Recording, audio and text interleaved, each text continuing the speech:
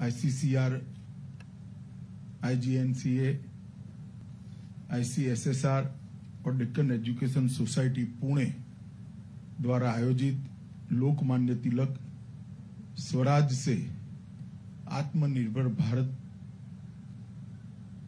ये विषय पर एक अंतर्राष्ट्रीय वेबिनार में मेरे साथ मंच पर उपस्थित डॉक्टर विनय सहस्त्रबुद्धे जी, श्रीमान सच्चिदानंद जोशी जी, श्री VK मल्होत्रा जी,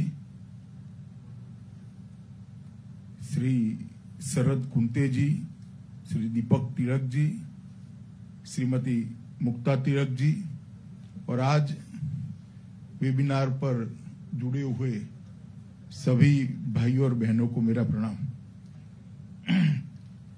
सबसे पहले मैं लोकमान्य तिलक स्मृति दिन आज है, आज ही के दिन 100 साल पहले ये महान आत्मा हम लोगों के बीच से चली गई। एक ऐसे व्यक्तित्व का, एक ऐसे विचार का तिलक जी प्रतिनिधित्व करते थे जिन्हें भारतीय स्वतंत्रता संग्राम को सच अर्थ में भारतीय बनाने में बहुत बड़ा योगदान दिया। कांग्रेस का इतिहास और कांग्रेस के द्वारा चले हुए कार्यक्रमों को जो ध्यान से अध्ययन करेगा उनको मालूम होगा कि सच अर्थ में भारतीय स्वतंत्रता का आंदोलन तिलक महाराज की प्रवेश के बाद ही हुआ। आज उनका स्मृति दिन है। ये महान आत्मा को मैं अपनी ओर से और समग्र देश की ओर से विनम्रता पूर्वक, श्रद्धा पूर्वक श्रद्धांजलि देना चाहता हूं और साथ में देश भर के युवाओं को अपील भी करना चाहता हूं कि अगर भारत को जानना है, भारत के स्वतंत्रता संग्राम को जानना है, भारत विश्व में अपना रास्ता कैसे प्रशस्त कर सकता है वो समझना है, हमें गरिमामय इतिहास से उसको साथ में रखते हुए भविष्य को किस तरह से संजोना है, उसका रास्ता समझना है, तो वो जरूर तिलक महाराज के जीवन का अध्ययन करे, उनके भाषणों को पढ़े, तिलक महाराज के कर्तृत्व को पढ़ने का प्रयास करें। यह रास्ता उनको आने वाले दिनों में नरेंद्र मोदी जी ने जो न्यू इंडिया और आत्मनिर्भर भारत की कल्पना दी है, वो कल्पना को चरितार्थ करने के रास्ते पर ले जाएगा। आज जब हम यहां पर खड़े हैं तब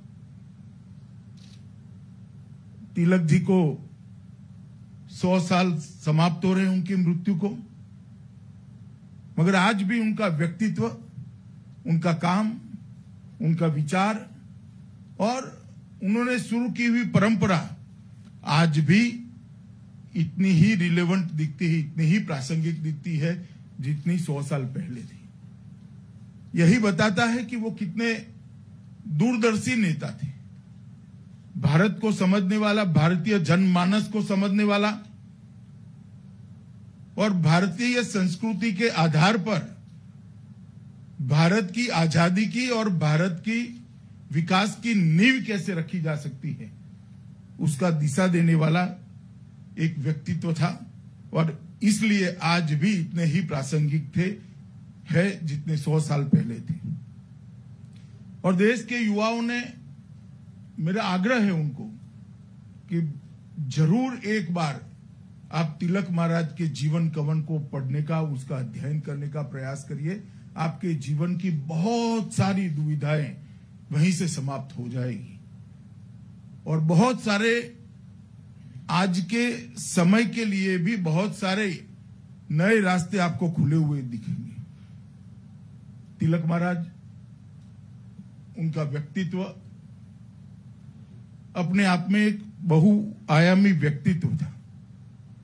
ढेर सारी उपलब्धियां होने के बावजूद भी कोई व्यक्ति जमीन से जुड़ा हुआ कैसे रह सकता है, सादगी को कैसे अपने जीवन का अंग बना सकता है, अगर वो देखना है तो तिलक महाराज के जीवन से ही देख सकते। लोकमान्य तिलक के जो ईश्वर दत्त मूर्धन्य बुद्धि प्रतिभा मिली थी, उसको वो अपने व्यक्तिगत जीवन में उपयोग कर सकते थे। उस जमाने के सबसे अच्छी से अच्छी सभी स्थिति को वो प्राप्त कर सकते थे, परंतु उन्होंने वो रास्ता नहीं चुना। समाज को जागरूक करना, समाज को देश के आजादी के आंदोलन के साथ जोड़ना, समाज को विस्मृत हो रही अपनी संस्कृति के साथ जोड़ना, स्वधर्म, स्वदेश और स्वदेशी की भावना के साथ जोड़ना, यही उन्होंने अपने जीवन का लक्ष्य बनाया। और आज उनके पूरे जीवन का लेखा जोखा देखते हैं तो इतना जरूर कह सकते हैं कि भारतीय स्वतंत्रता संग्राम को भारतीय बनाने का अगर किसी ने काम किया तो लोकमान्य तिलक ने किया, और इसीलिए वो जनता से जुड़े रहे और किसी ने नहीं दी ऐसी उपाधि, अपने आप ही इनके साथ जुड़ गई, लोकमान्य की उपाधि इनके साथ जुड़ गई। वही बताता है कि वो कितने धरातल पर काम करते हैं।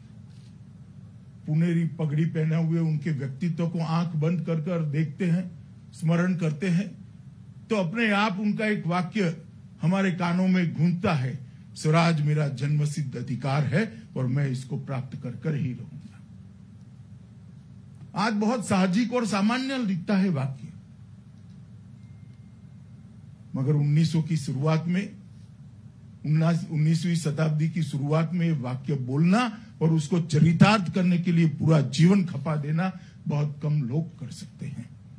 और मैं मानता हूं कि ये स्वराज मेरा जन्मसिद्ध अधिकार है और मैं इसको प्राप्त कर कर ही रहूंगा। ये वाक्य देश की आजादी के इतिहास जब तक रहेगा तब तक स्वर्णिम अक्षरों से लोकमान्य के साथ जुड़ा रहेगा। और स्वतंत्रता के इतिहास में ये वाक्य ने ही बहुत बड़ा बदलाव लाया। कुछ आधा अधूरा ना चाहिए, हमें संपूर्ण स्वराज चाहिए।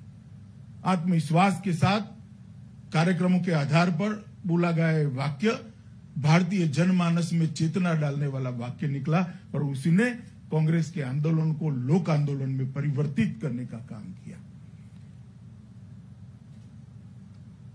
तिलक जी के व्यक्तित्व को देखते हैं तो क्रांतिकारी विचारों के उद्गाता थे, एक स्वतंत्रता सेनानी थे, प्रखर वक्ता थे, मूर्धन्य चिंतक थे, एक दार्शनिक भी थे, सफल पत्रकार और सफल संपादक थे, बहुत बड़े समाज सुधारक भी लोकमान्य तिलक रहे। ये सारे गुणों को अपने अंदर समाहित करते हुए सामान्य व्यक्तित्व जैसा जीवन जीने का विनम्रता भी ईश्वर ने उनको दी थी। इसीलिए गांधी जी, वीर सावरकर, ऐसे कई व्यक्तित्व को जब उसका जीवन का अभ्यास करते हैं तो कहीं न कहीं हमें ये जरूर मिलता है कि लोकमान्य तिलक के जीवन से ही ये प्रेरणा उनको वहां तक पहुंचाने में सफल हुई। ढेर सारे क्रांतिकारियों को श्यामजी कृष्ण वर्मा के साथ जोड़ना, कांग्रेस के आजादी के आंदोलन को एक सार्थक दिशा देना, ये सारे काम बहुत साहजिकता से लोगों के बीच में रहते रहते उन्होंने करे। बहुत बड़ा जीवन का कालखंड भी, जेल में गया तो भी उनका कर्तृत्व की गति इतनी तेज और द्रुत गति थी कि उनको काम करने से अंग्रेज नहीं रोक पाए। एक और तो वो स्वाधीनता संग्राम का नेतृत्व करते थे, दूसरी ओर गौ हत्या पर प्रतिबंध के आंदोलन को भी जलाते थे। एक और एक सामाजिक उद्देश्य लेकर विवाह की स्त्रियों की उम्र बढ़ाई जाए, इसके लिए जन जागृति फैलाते थे। दूसरी ओर केसरी और मराठी का संपादन कर कर राष्ट्र भावना को जागरूक करने का काम करते थे। एक और बंग भंग का महाराष्ट्र के आंदोलन का नेतृत्व करते थे, तो दूसरी ओर शिव जयंती और गणपति उत्सव, ये दोनों को उन्होंने लोक आंदोलन में कैसे परिवर्तित किया जा सकता है, इसका भी लोगों के सामने उदाहरण रखा और वहीं से भारत की आजादी के आंदोलन की दिशा और दशा दोनों बदल गई। ये दोनों उत्सवों को उन्होंने लोक उत्सव में परिवर्तित किया। शिवाजी महाराज के स्वराज के संस्कार को, स्वराज के विचार को कुछ बोले बगैर लोगों में पहुंचाने का काम किया और 200 साल बाद भी वो विचार कितना प्रासंगिक है इसके बारे में लोगों को करा। एक और केसरी के अंदर ढेर सारे अपनी कलम से लिखे हुए लेखों से उनकी विद्वता झलकती थी, राजनीतिक उद्देश्य भी स्पष्ट होता था और देश को आगे जाने का रास्ता प्रशस्त होता था। दूसरी ओर गीता रहस्य जेल में लिखकर उन्होंने गीता के कर्म योग को व्याख्यायित करने का पहली बार प्रयास किया। आदि शंकर ने गीता के संन्यास भाव को लोगों के सामने प्रमुखता से रखा था और गीता संन्यास भाव के लिए ही व्याख्यायित थी। लोकमान्य तिलक ने गीता रहस्य, गीता की टीका लिखकर उन्होंने गीता के अंदर पड़े हुए कर्मयोग को लोगों के सामने रखने का काम किया और संसार के अंदर काम करने वाले कई लोगों के लिए आज भी ये गीता रहस्य उनके जीवन का मार्ग बनी है।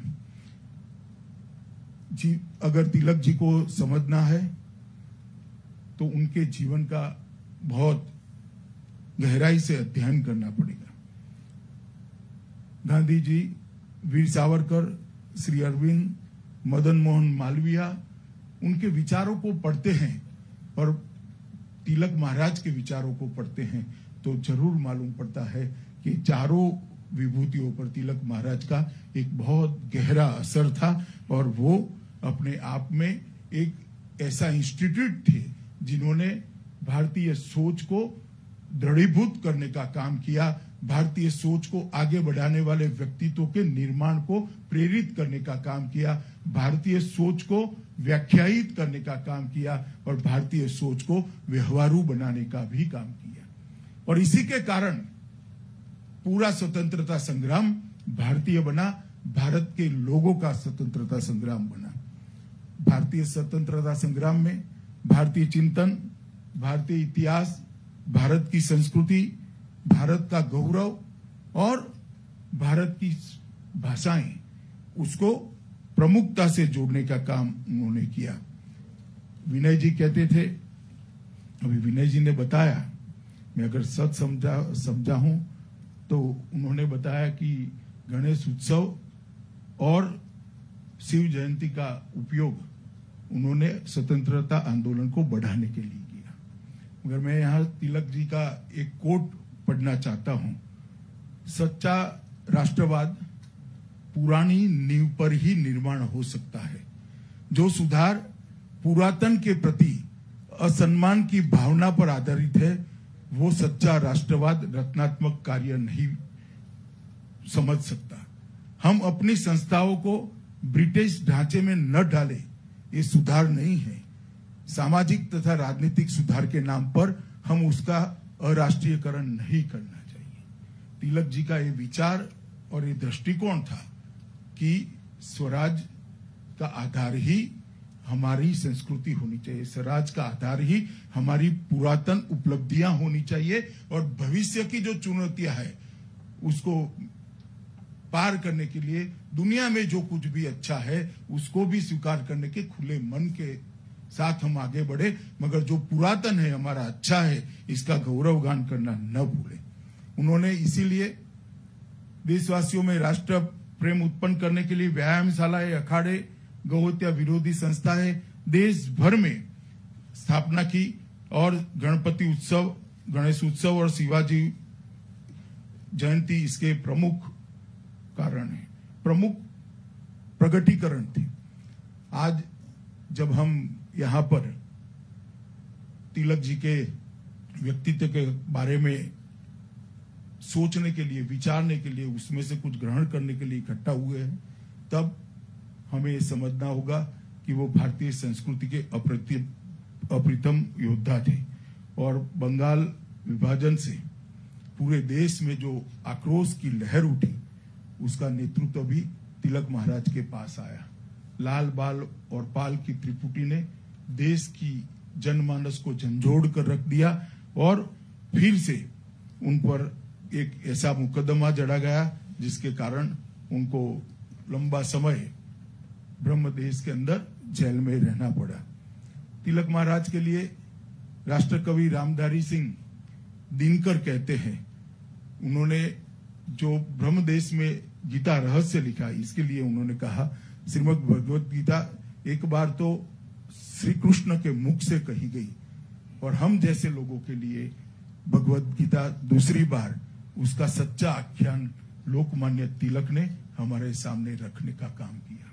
दिनकर जैसी विभूति ने गीता रहस्य को जो आगे बढ़ाने का काम किया है, उसी से हमें मालूम पड़ता है कि इन्होंने कितना बड़ा काम किया था। छुआछूत के भेदभाव को, अस्पृश्यता को विरोध करना, उसके खिलाफ जागरूकता खड़ी करना, उन्होंने इसके लिए भी बहुत बड़ा काम किया। 1918 में बंबई में दलित जाति के सम्मेलन में तिलक महाराज ने कहा, यदि ईश्वर अस्पृश्यता को सहन करता है तो मैं ऐसे ईश्वर को सहन नहीं करता हूं। ईश्वर के ये स्वरूप को स्वीकारने के लिए मैं तैयार नहीं हूं। 1918 में इस प्रकार की बात करना, ये कोई साहसी व्यक्तित्व ही कर सकता है और इसका कमिटमेंट हर मानवी समान है, हर मानवी के अंदर ईश्वर का वास है। इसके प्रति एक अद्भुत कमिटमेंट के बगैर ये वाक्य किसी के मुंह से नहीं निकल सकता है। मुझे लगता है तिलक महाराज के इस अपने जीवन के इस व्यक्तित्व के इस पहलू को भी लोगों के सामने नहीं लिया। तिलक महाराज के ने शिक्षा के लिए भी ढेर सारा काम किया। महज 25 साल की उम्र में 1880 में न्यू इंग्लिश स्कूल नाम की संस्था बनाई और भी संस्थाएं उन्होंने इसके लिए बनाने के लिए जीवन भर वो काम करते रहे।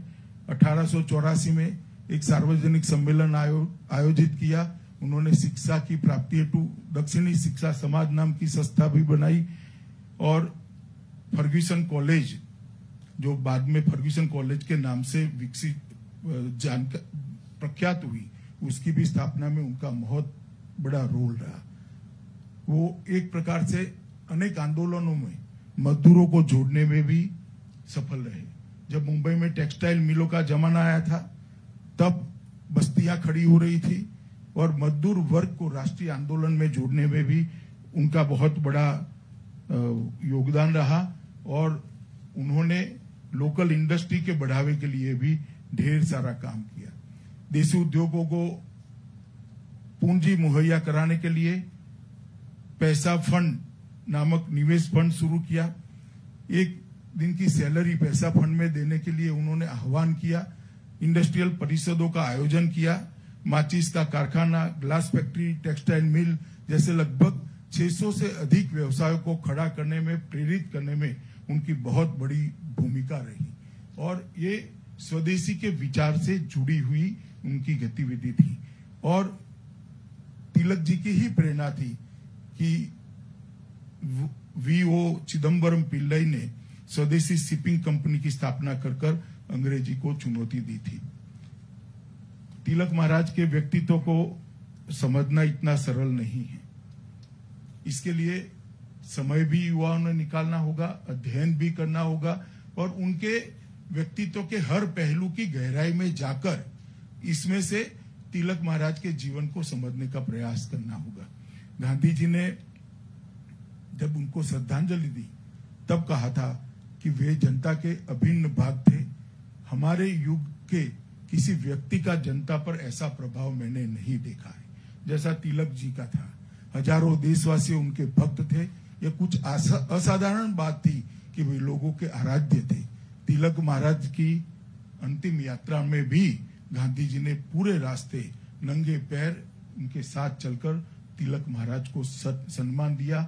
वो गांधी जी की लोकमान्य तिलक के प्रति जो श्रद्धा थी उसको उद्घोषित करते हैं।